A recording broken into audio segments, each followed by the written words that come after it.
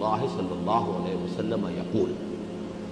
اب یہاں سے متن شروع ہو رہا ہے. آپ کو معلوم ہے نا کہ حدیث کے دو حصے ہوتے ہیں, ایک سند اور ایک متن. اور سند سے مراد کیا ہے جی؟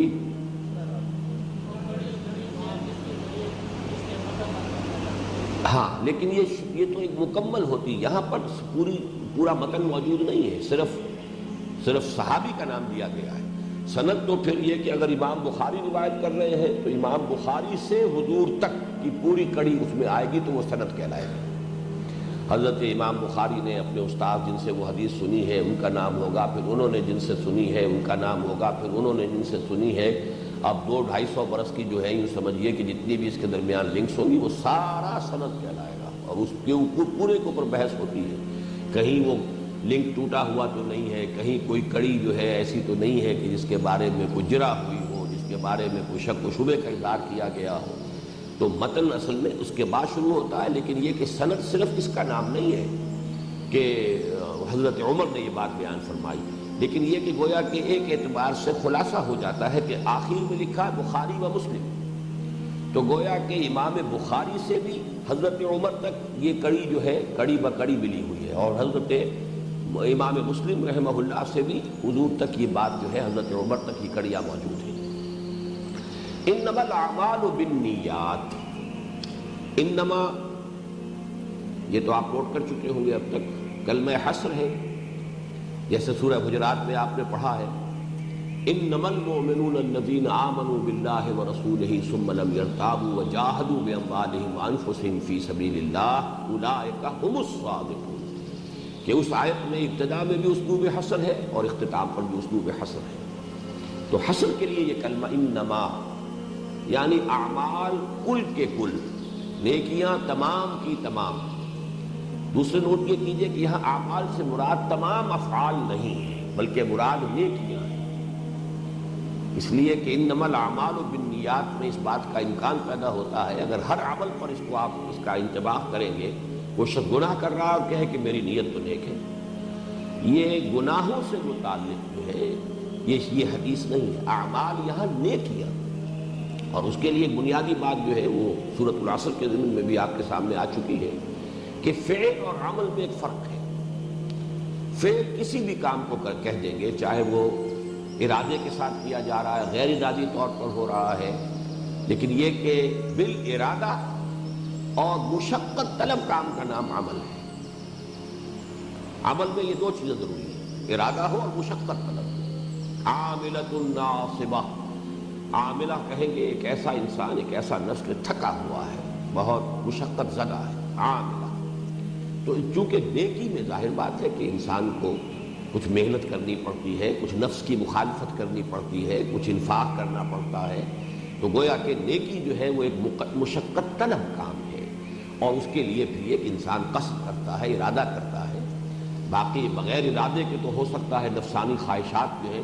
ان کا ظہور آپ کے اعضاء و جوارح سے ہو جائے, لیکن یہ ہے کہ آپ کو نیکی کی طرف جانا ہے تو اس کے لیے تو عزم اور ارادہ چاہیے, اور اس کے اندر کچھ نہ کچھ محنت, مشقت, ایثار, قربانی کرنی پڑتی ہے. تو یہاں اعمال کو لفظی طور پر ہر عمل, جس کو ہم اردو میں عمل کہہ دیتے ہیں, اس کے معنی میں نہ لیجئے. انما الاعمال بالنیات, نیکیوں کا دار و مدار نیتوں پر ہے, اعمال صالحہ کا دار و مدار نیتوں پر ہے. یعنی یہ کہ کوئی عمل اپنے ظاہر کے اعتبار سے کتنی ہی بڑی نیکی نظر آتا ہو, اس کا اصل معاملہ اللہ کے ہاں جو اس کی اسسمنٹ ہوگی وہ اس کی جو موٹیو ہے, جس جذبہ محرکہ کے تحت وہ عمل کیا گیا ہے, جو اس سے مقصود ہے, جو اس کی نیت ہے, اس کی بنیاد پر اسسمنٹ ہوگی. انما الاعمال بالنیات وانما لکل امرئ ما نویٰ. اور ہر شخص کے لیے پھر وہی انما, تمام اشخاص کے لیے اس میں پھر تاکید ہوئی کل امرئ وانما لکل امرئ,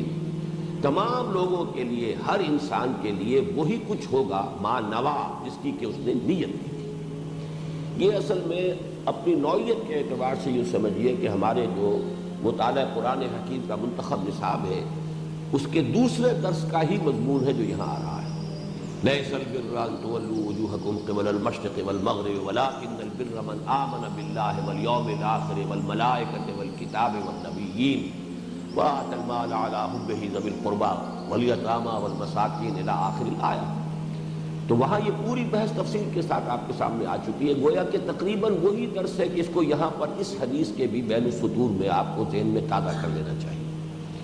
کہ ہم انسانوں کا معاملہ یہ ہے کہ بعض مجبوریاں ہیں، ہماری لیمیٹیشنز ہیں، ہم صرف عمل کے ظاہر کو دیکھتے ہیں اور ظاہر کے اعتبار سے اس پر نیکی یا بدی کا اطلاق کریں گے۔ یہ کام بڑا نیکی کا کام ہے، یہ شخص خیرات بانٹ رہا ہے، تقسیم کر رہا ہے،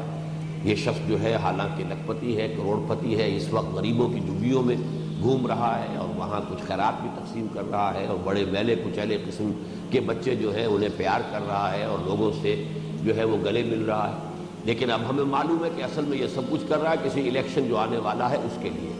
تو اس وقت آپ زیر لب مسکرائیں گے کہ یہ بظاہر تو نیکی کا کام ہے جو بڑا کر رہا ہے، لیکن حقیقت میں جو اس کے پیش نظر ہے وہ کچھ اور ہے۔ تو کچھ چیزوں کے بارے میں تو ہمیں معلوم ہو جاتا ہے لیکن اکثر و بیشتر تو معلوم نہیں ہوتا۔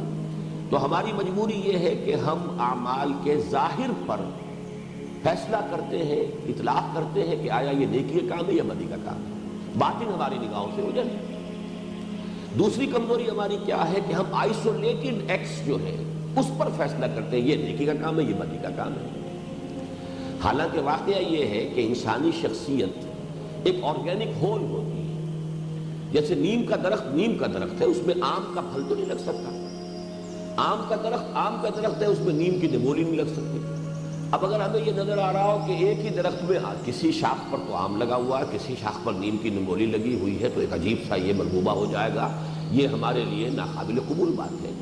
یہی معلوم ہوگا کہ کوئی ایک چیز تو اصل ہے اور باقی شاید چسپاں کر دی گئی ہے، کہیں باندھ دی گئی ہے، کوئی انویزیبل تار ہے ان کے ذریعے سے اس نیم کے درخت کے اوپر جو ہے وہ آم جو ہے جڑ دیے گئے ہیں یا آم کے درخت پر نمولیاں لگا دی گئی ہیں۔ لیکن انسانی شخصیت کے بارے میں ہم یہ دھوکہ کھاتے ہیں، یہ آدمی بہت برا ہے لیکن یہ کام اس نے بہت اچھا کیا،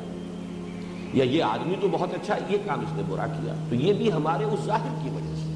اندر کی شخصیت تو ایک ہے، اس کا وہ آرگینک ہول ایک حیاتیاتی اکائی ہونے کے اعتبار سے، لیکن چونکہ ہم وہ اندر سے واقف نہیں ہیں تو اس میں یا تو یہ ہے کہ وہ آرٹیفیشل نیکی ہو گئی ہے، بدی ہے اصل میں اس کے اندر آرٹیفیشل نیکی ہوئی ہے۔ ہاں لیکن یہ کہ بدی کے بارے میں ہم یہ مان سکتے ہیں کہ کبھی کوئی ٹیمپریری کسی اثرات کے تحت کسی اچھے آدمی سے بھی غلط بات سرزد ہو جائے، لیکن اس کے نیک ہونے کا ثبوت اس سے ملے گا کہ فوراً توبہ کرے گا۔ یہ سورہ نساء میں جو آیت آئی ہے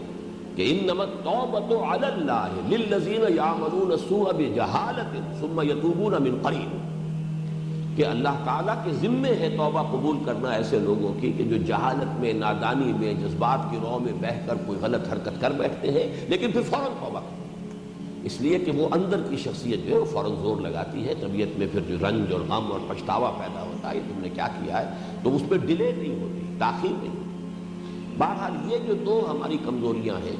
تو ان میں سے ظاہر بات ہے کہ وہ پورا سبق تو میں نہیں دہرا رہا ہوں جو آیت البر کا ہے کہ اس میں کس قدر خوبصورتی کے ساتھ سب سے پہلی بات یہ کہی گئی کہ یہ جو چہروں کا مشرق و مغرب یا شمال جنوب کی طرف پھیر دینا ہے یہ بھی اپنی جگہ پر ہے، اس کی بھی نفی نہیں ہے، اس لیے کہ ظاہر کی اپنی اہمیت ہے۔ لطافت جس کا کثافت جلوہ آرا ہو نہیں سکتی، لطافت بے کثافت جلوہ آرا ہو نہیں سکتی، کسی لطیف شے کو بھی اپنے ظہور کے لیے کسی کثیف شے کا سہارا لینا پڑتا ہے۔ اس حوالے سے یقیناً جو ہے وہ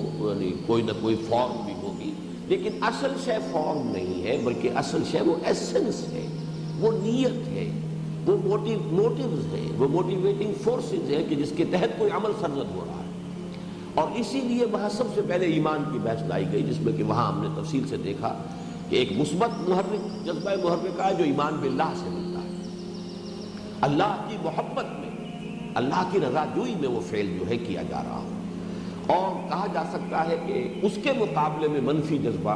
آخرت کا خوف، اللہ کے پکڑ اور حساب کا اور محاسبے کا اور سزا کا خوف، تو یہ جو دونوں چیزیں جو ہے مثبت اور منفی، یہ محرک اگر ہے صرف تب تو وہ عمل نیکی کا ہے، یہ ہے نیت، اس سے ثابت ہوگا کہ وہ کام کس لیے کیا جا رہا ہے۔ لیکن یہ کہ اگر نیت کوئی اور ہے، موٹیو کوئی اور ہے، کوئی دنیا کا حصول ہے، کوئی اور خواہش نفسانی کی تکمیل ہے، تو پھر یہ کہ بظاہر چاہے وہ کتنا ہی بڑا نیکی کا عمل نظر آ رہا ہو، بظاہر وہ کتنی ہی بڑی